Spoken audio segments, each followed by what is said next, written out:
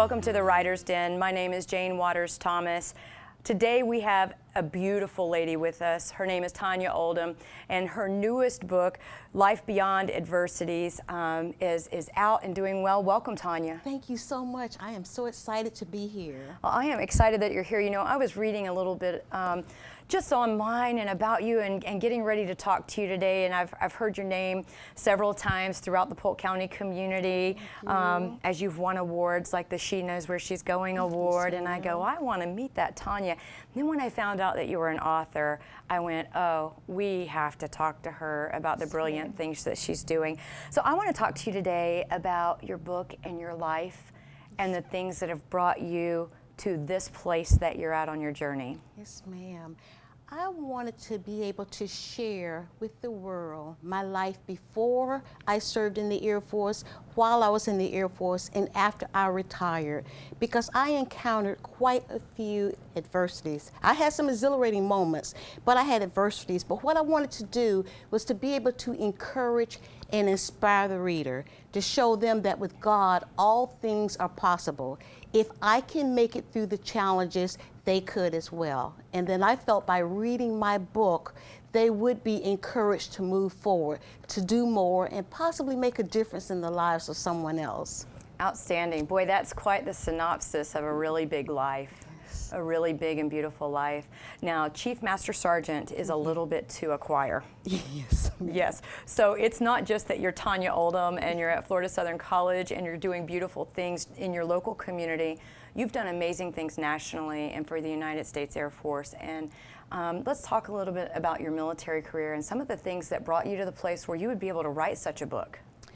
I had a superb career. There were very dark moments during my career, but I thank God that He allowed me to serve my country and serve it beautifully. I had aspirations growing up of becoming a designer and an entertainer. I wanted to wear beautiful costumes and outfits and sing. I saw a performing group at one of the local bases, and I saw this young lady on stage and wanted to know how could I do what she was doing. Well, the rest is history. She told me I would have to join the Air Force and that I would have to compete against hundreds, possibly thousands of contestants. I competed and I was selected not once, but twice.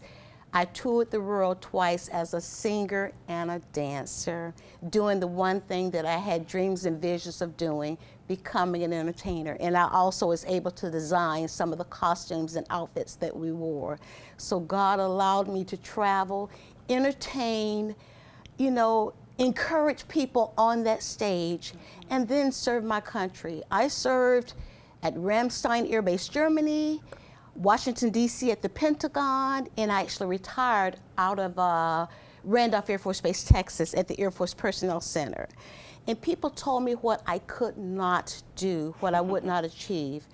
And again, with God, all things are possible, because in order for me to receive, I had to believe. Absolutely. And I knew that I would achieve, you know, that particular level.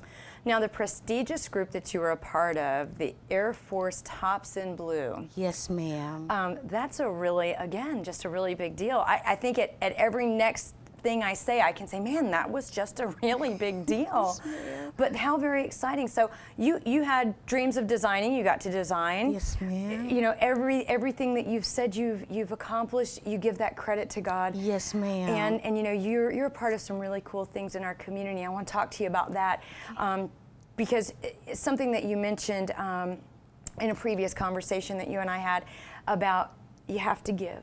Yes, ma'am. You have to give. So you do a little bit of work with Girls Incorporated, and you're a mentor. Yes, ma'am. And tell us a little bit about some of those experiences.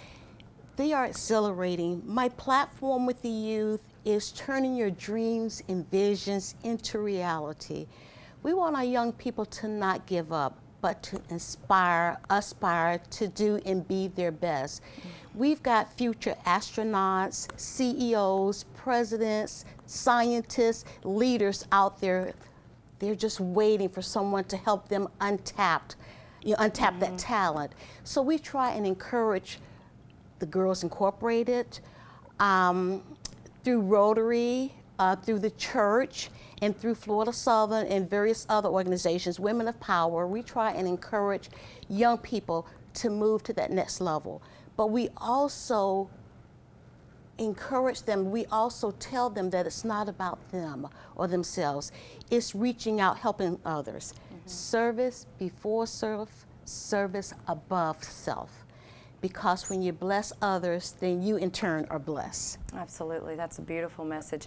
Now you started your aspirations for Air Force entertainment, Yes, which is ma'am. the arts, and Yes, so ma'am. you jumped into military service in the arts. Not exactly. No, okay. When I initially signed up, I was told that I would work on airplanes. At the time, it sounded excited because in the back of my mind, I'm becoming an entertainer. Okay, I will become an aircraft maintenance mechanic on the side, maybe for a month or two, and then I'm going to become an entertainer. It didn't work that way because I had to go to what's called tech school, technical training school at Chanute Air Force Base in Illinois.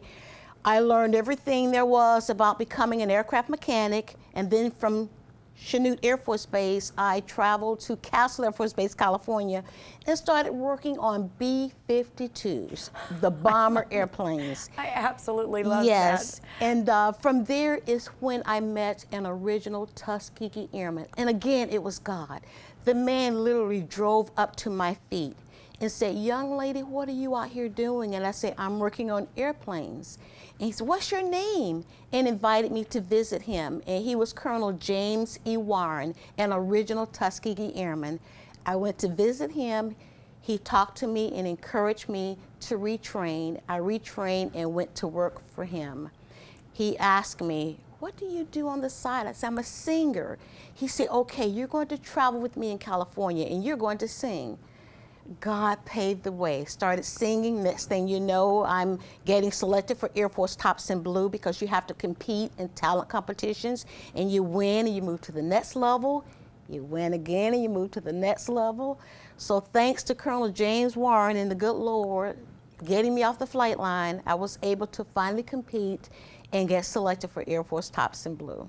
So again, life beyond adversities. Yes, ma'am. Living life beyond maybe what you thought you could do, maybe what others believed you would do, and yet doors continue to open and you walk through those doors. Do you walk through those doors with great strength and faith, or did you walk through those doors going, "What am I thinking? I'm going to be an airplane tech"? You know, what are your thoughts when you were going through some of that? The faith was not there. And quite often there was fear, and we have to remember that fear and faith can't reside in the same space. Right. And I was wondering, what is happening? I don't believe it. And so many people, the negativism, they told me what I wouldn't achieve, what I wouldn't receive. And I kept thinking, I will show them, I will accomplish these things, I will do these things. But a lot of times it was like pinching yourself to make sure that it's actually happening to you. And it's like things that I would put my hands on, they would turn to gold. But then there were those dark moments when I experienced sexual harassment, when I experienced racism. In the military, you never ever dream or believe that you would experience racism in the military. And I did. And trying to prove that I was much better than the men because I was in a male-dominated military. And for women, it was very tough because we had to do things 3 times better and greater than the men. You will notice in my book, I refer to the number 3 quite often. I'm the 3rd born. There are 3 girls. I was born in the month of March, the 3rd month. But growing up as a child, my parents instilled in us the Trinity, the Father, the Son, and the Holy Spirit. They told us with that foundation, you can't go wrong. They wanted us to serve God and believe in God. And when I started working for various bosses and they would ask me to do certain things, I would think, I'm not going to do just that. I'm going to go above and beyond. And I called it staying 3 steps ahead of the boss. The reason I was promoted to Chief Master Sergeant, thanks to God, but also because I learned how to stay 3 steps ahead of the boss. And like I mentioned earlier, 3 tumors, 3 surgeries, but look at me. God is so good.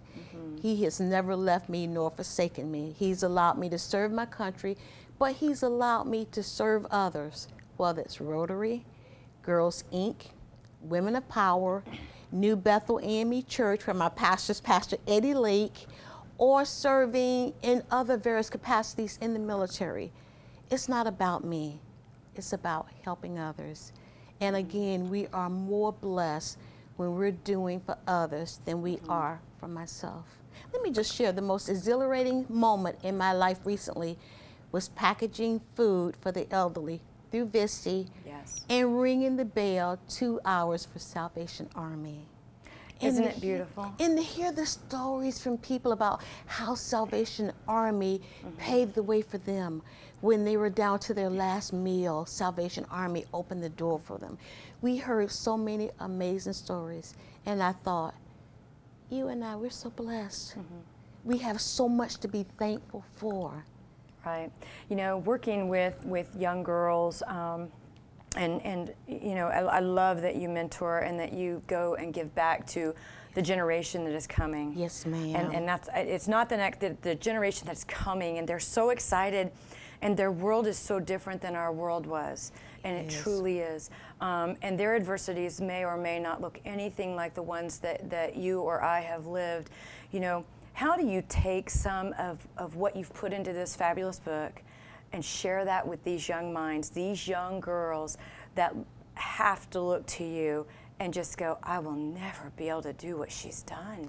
I'm so glad you mentioned that, because I talked with a young lady and she was looking for instant gratification. She wanted everything handed to her on a silver platter, and I shared with her how I had been working since I was 12 years old. From there, I went to working in a laundromat, cleaning out washing machines. And then at 16, I became a cashier at Winn-Dixie supermarket. And right down the pathway from Winn-Dixie was TG&Y, and I would go in and purchase fabric. But I would tell young people, when folks told me no, that inspired me, that motivated me to prove them wrong. When people told me what I could not do, that motivated me to show them that yes, I can do it. And a lot of times, you know, I had thin skin at times, and I would think, no, I won't make it. And I was always compared to my sister, who's to this day, she's still beautiful. And people would ask what happened to me because I looked nothing like my two sisters. But I would take that and turn that negative into a positive. And that's when I learned to accentuate the positive. And my hubby and I came up with Encouraging Times Corporation, because everybody could use encouragement in their spiritual, their financial, and their physical health. Absolutely. One of the things that you mention in overcoming adversity is verbal abuse, and you do much in the way of, again, mentoring and encouraging. Yes, ma'am. Not just younger generations. You speak everywhere, and you're heard by multiple cross-generation and ages. You know, verbal abuse is a big deal in our daily lives. What are some of the things that you would say to just any person right this moment about how to overcome verbal abuse in their lives? We all deserve to be treated like human beings. Sometimes what we're enduring, what we're going through, we don't realize or recognize that it is verbal abuse. Talk with someone. Don't keep it all pinned inside. Yes, go into your prayer closet and talk to God, but He put people in our paths, in our lives for a reason. And I always think about Proverbs, that 3rd chapter, that 5th and 6th verse. Leaning not onto your own understanding, in all thy ways acknowledge Him, and He shall direct our paths. God directed me to seek out the right people, to talk to the right people, to show me what I was enduring and that I deserved better. And it was one of my doctors that encouraged me to move in a different route, that showed me that I deserved a better treatment. And he's right. To this day, I tell young ladies, don't stay, don't take it. There are outlets. There are people that can help you move to that next level. Give them a chance to help you help yourselves. And we tell them, if you meet us halfway, we can make a difference in your lives. And I tell everybody that. Meet me halfway. Well, tell me a little bit about the company that you and your husband have, and let's hear about your wonderful husband, because I want to hear about him. I don't want to say it on camera, but his nickname is Pookie Bear, and I am Boo Boo Bear. I love it. And we've been married 12 and a half years, and he is amazing. What I love about my husband, he is a man of God. He fears God, but in our life, in our daily dealings, we keep Christ in the middle of everything we do. When we're braiding hair, we have 3 strands. Envision those 3 strands as husband, wife, or Christ, and Christ. Christ is in the middle, because anything else is a twist and turn, but when you keep him in the middle of everything you do, you can't go wrong. Yes, we will have challenges, but those challenges, those adversities are preparing us for something greater, something bigger. But he is an awesome man. We have so much fun together. And the company that we started, as a matter of fact, he's the brainchild of the company. And he said, Boo Boo, you are so encouraging. And I told him, remember how Paul encouraged young Timothy? I want to emulate Paul, because growing up, I remember all the negativity. In the Air Force, I remember people, how they tried to discourage me and shoot me down. That's why I try to accentuate the positive. And he said, encouraging, ETC, Encouraging Times Corporation. And that's when we started speaking at various schools, various retreats, conducting seminars, talking with people about how they can pay God first and then pay themselves, and then they still have that discretionary income or the income to pay their bills, whatever. And to this day, we still encourage people through Encouraging Times Corporation. Lovely. Now, would you consider the work that you and your husband are doing, and in your writing, life coaching? Yes, ma'am. That, evangelism, and missionary work. Lovely. Yes, Lovely. ma'am. All 3. That's that number 3 again, Yes. coupled into one. Yes, ma'am. But just making a difference in the lives of others. And even last night, we looked at each other and we said, we are so blessed, not from a materialistic standpoint, but to be able to make a difference with someone else. When we bless others, we are blessed. But you don't bless others looking for something in return. Talking about blessing others, and that you do have to give and not expect anything in return. Yes, the proceeds for your book. Let's talk about the proceeds for this book, because you shared with me that you give the proceeds away. Yes, ma'am. We have donated over $7,000 to various agencies, nonprofit organizations, and mainly young people. Any organization affiliated with a young person, we have tried to reach out and help those young organizations. And we're not looking for any publicity. We're not looking for any fanfare. As a matter of fact, a lot of people don't know who we've given to or who we've benefited. And we've also have started a scholarship, but we won't go into detail about the scholarship. But we're basically trying to give back, because it's not about myself, my hubby, but it's about what we can do to help others. Absolutely. Now, are you and your husband from this region, or did you move and relocate to here? I grew up in Lakeland, Florida, graduated from Kathleen Senior High School, and my husband graduated from Santa Fe. When I entered the military, I said that I would never live in Lakeland. Never say never, because when I retired and I was in San Antonio, Texas, the company relocated me to Tampa, Florida, found a place to live in Lakeland, Florida, and commuted back and forth from Lakeland to Tampa for 7 years, and here I am in Lakeland. So yes, ma'am, I've done the full 180, traveled to 4 different continents and the Caribbean, you know, really saw the world. But I am right back in Lakeland from where I started as a child. I have to just share with you, as a resident myself, my entire life of Lakeland, Florida, I had the most beautiful conversation with a couple of young professionals, young women, dynamic young women, a newly graduated nurse from UCF and a CPA that works locally. And they were talking about how excited they were to be moving to Orlando. And I said, you know, I'm excited for you. That's good stuff. And as the conversation progressed, I said, but I want you to remember something. There may come a time when you come back here, pay it back and pay it forward. And that sounds like what you've done. paid it back and paid it forward, Yes, and it ma'am. continues to happen in your life, even with the proceeds of your book. Yes, When you go out and you talk with the girls at Girls Incorporated, all of these things, that is paying it forward and paying it back. If you were, you know, to say, I want my legacy to be, how would you complete that statement? I would like for my legacy to be. What I would like to leave a legacy of is that I've made a difference in the lives of some young lady or some young man, where they can look in the mirror and look beyond the cosmetics or any irregularities and say, I can do this, because with God, all things are possible. He didn't bring us this far to leave us. So life beyond adversities. Yes, ma'am. Your life has just been, your life is a book. Your life is a story come true for many young women. You know, from the two young ladies I was talking to at the coffee shop the other day, to the young ladies that you're talking to at Girls Inc. and some of those places. Now, does your husband also speak, and does he do the same type of work? My husband is amazing. He is the co-owner of Oldham Funeral Home in Lakeland, Florida. He and his brother Harry, they co-own Oldham Funeral Home. He does not sing, no, but he is an amazing speaker.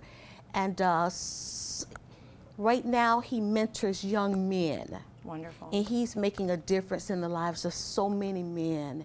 And I really appreciate him. He's my best friend, he's my hubby, he's a man of God, willing to give back. I mean, he will give someone the shirt off of his back. Your eyes smile when you talk about him. I love that. He is an amazing man.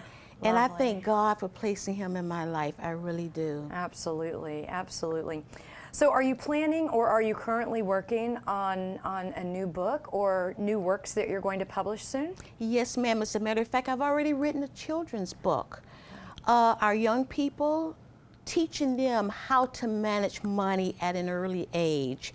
Because a lot of our young folks, they grab their allowance and they're ready to spend, spend, spend. But show them how they could save a portion for a later date. And the name of the book is Making Math and Money Memorable. But taking money, the denominations, and developing characters from those denominations. How very cute. And yes, ma'am. And it's going to be an exciting book, but we're also writing a book of encouragement. It's going to be along the lines of a daily devotional, but using real life stories and encouraging others. Lovely. Like Joel Osteen wrote a book, you know, My Best Life Now. Yep. Right now, I'm experiencing my best life now, and you know, just writing a book of encouragement along those lines. You know, that brings up a very interesting question, and I do love to ask this whenever I think to ask it, of course. And that is, we do experience life as it comes at us differently in different seasons of our life. And we do get to this place that you're talking about where life is just beautiful. Yes, How would you compare this place in your life to when you were working on airplanes? At times I had fun working on airplanes, but at other times when the airplane didn't take off and I worked 12, 13 hours, I was thinking, why me? But you know, why not me? And that voice in the back of my mind reminded me, do your best job possible. You won't always be at this point. And I sit here and I look back and it's like, I have been through some journeys. But Lord, I thank you for those journeys, because I would not be the young lady that I am. Sure, mom and dad, who's been together 65, 66 years, they were high school sweethearts, been married 63 years. But I think about them and what they would instill in all of us children, and the morals and the values that they wanted us to achieve and acquire. And I had to do the best job possible on the flight line. But now I look back and it's like, thank God, I don't have to do that anymore.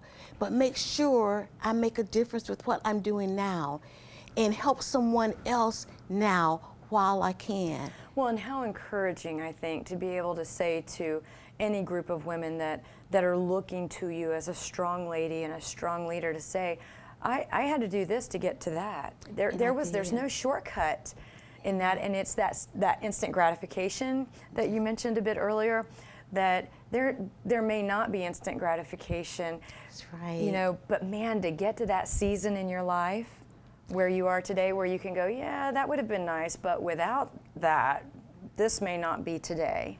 Because I look at the children. I've been pregnant 4 times.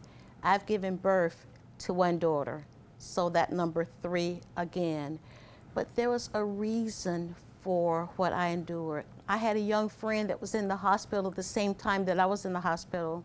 I made it. She didn't.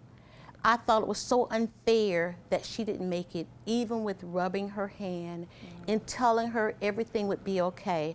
I felt in my selfish mind that a rub of the hand or telling God or asking God to let your will be done, I was being selfish, because in my mind, letting his will be done was ensuring that she would be okay. His will was to take her own. At the time, I didn't understand that. I didn't recognize that.